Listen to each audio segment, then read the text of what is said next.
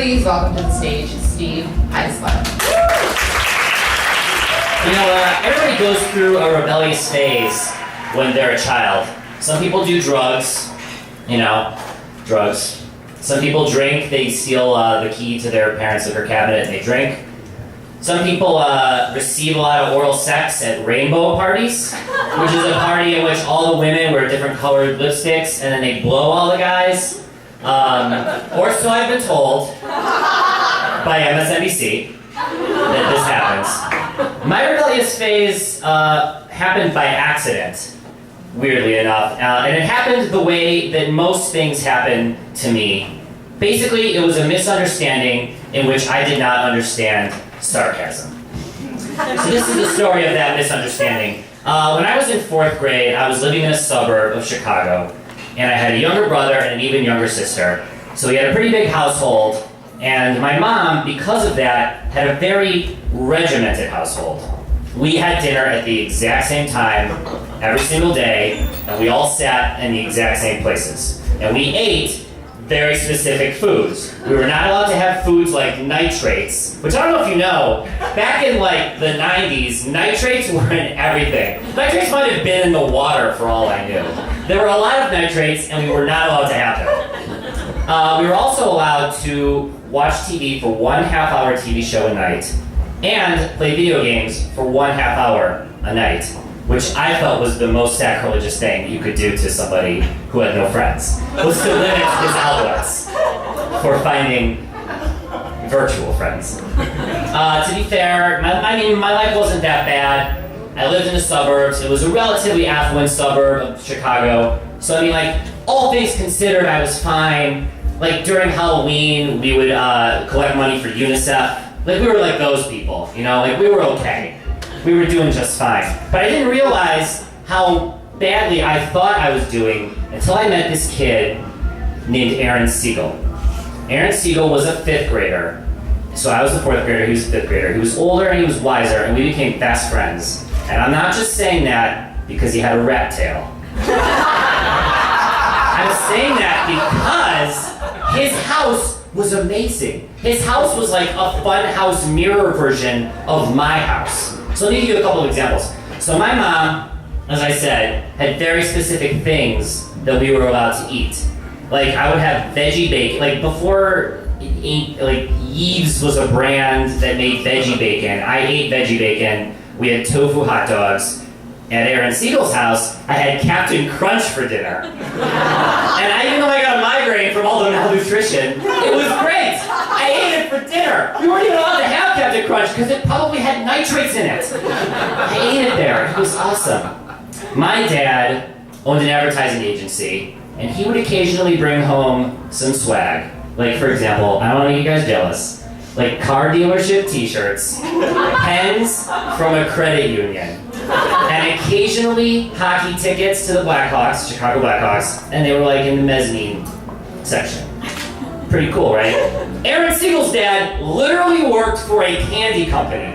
Literally at the Now and Later candy company, which is like eating erasers filled with sugar. But I thought it was the greatest thing ever. He would come home like the chunky Willy Wonka that he was and give us a huge smattering of candy to eat. And his Blackhawks tickets were in the front row on the glass so I could see blood. It was so much better. I had a younger brother and a younger sister, and we fought constantly. Aaron Siegel had 3 younger sisters, all of whom wanted to have sex with me. And they told me all the time that they wanted to have sex with me. Now look, I'm from Illinois, so don't get the wrong idea. It's okay. If you ever watched an episode of I'm 11 and Pregnant, this doesn't happen in Illinois. That show doesn't exist yet. So it was okay, but Aaron one time I remember he was like, "Don't worry, Steve, they only think that sex is just kissing. Don't get worried." And I was like, "It's okay, I'm not worried."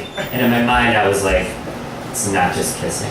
I was very confused. I was very intrigued because the comparisons were so many. Here I was living this life of sacrifice to hopefully teach me some sort of a lesson, whereas there was this veritable cornucopia happening somewhere else. So I rebelled. This was my Hunger Games, is what I'm trying to say. And just like the real Hunger Games, I didn't really understand it, but I wanted to be a part of it really badly. So what I did, in order to be a part of Aaron Siegel's life, is I started to steal parts of it. One day, so Aaron Siegel had this crawl space that he would play in.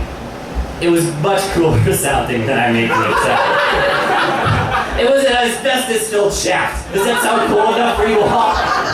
All right. I used to play in this. He had all these micro machines inside this crawl space in the back of his closet, and I thought it was really cool because he had all these micro machines, which are the little tiny cars he would play with, and they had like ramps and they had like little gas stations you could drive them into, and he had them all in this space. So what I did one day is I wore my finest MC Hammer pants, and I stuffed them full of his micro machines. They're really puffy. They're puffy for a reason. MC Hammer was a criminal. And I took them home, but I was so scared to even play with them that I hid them behind my bed for a couple of days, and I didn't take them out, and then I just brought them back.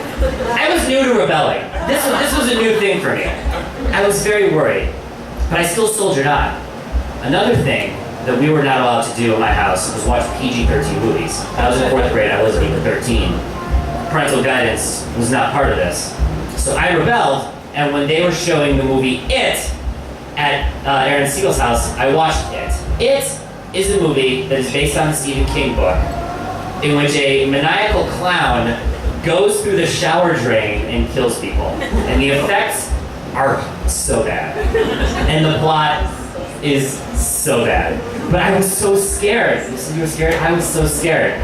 So scared, in fact, that my act of rebellion meant that I had to stare at the shower drain while taking a shower for fear that a clown hand would come up and grab me. And I did this for 3 years. Every shower. I was so bad at rebelling. I was so bad. But I wanted to rebel. I needed something to do with this angst that I was feeling. And finally, my ultimate act of rebellion happened completely by accident. And it was the night that I almost ran away from home. What happened that night, I don't remember exactly how the fight went down. But I was talking to my mom at dinner, and we ended up having a fight. And the fight, I don't remember what we were talking about, but I remember how it ended.